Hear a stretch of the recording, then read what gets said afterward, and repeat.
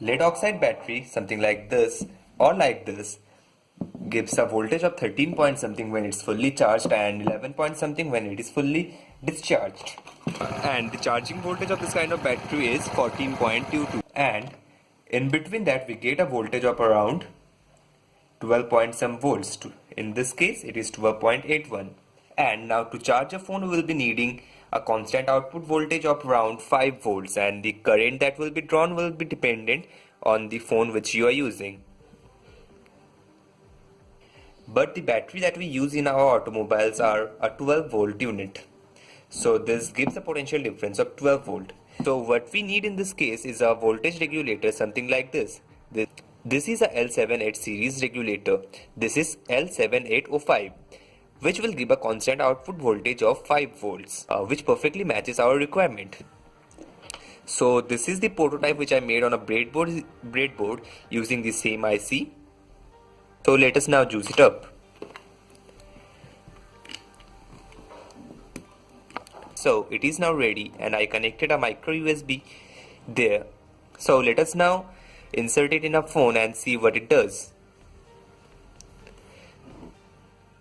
So you can see the LED is glowing here. So it is now charging the cell.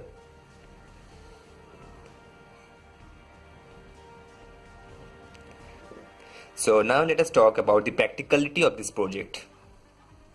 So frankly speaking, it is a practical circuit, or it is a practical solution. This kind of IC will generate a lot of heat.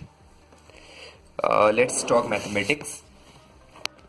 The power dissipated by this kind of ICs are given by the formula power is equal to V in subtracted by V out multiplied by the output current.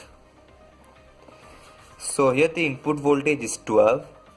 The output voltage is, wait, let me show you the output voltage. So the output voltage is 5.06 volts, which is absolutely accurate.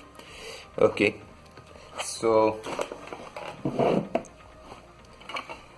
V out 5.06, and now this output current will depend on the device you are charging.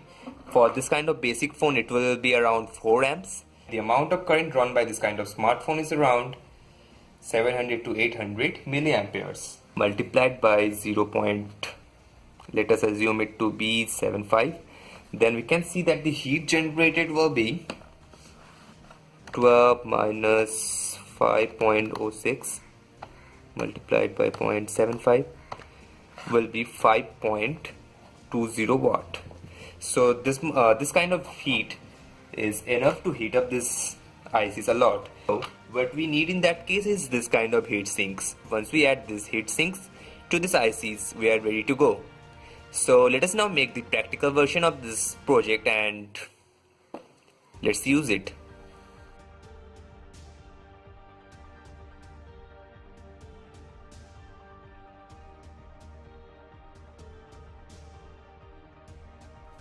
So after completing it looks something like this, and I added the heatsink here. Just remember that if you don't add the heatsink then it will heat a lot.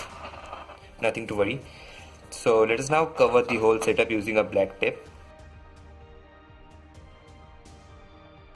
So now if anytime you are running out of battery and you are on the road, just clamp in this setup to your battery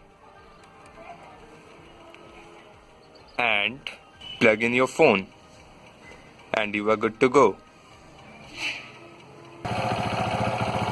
So just open the throttle and move on.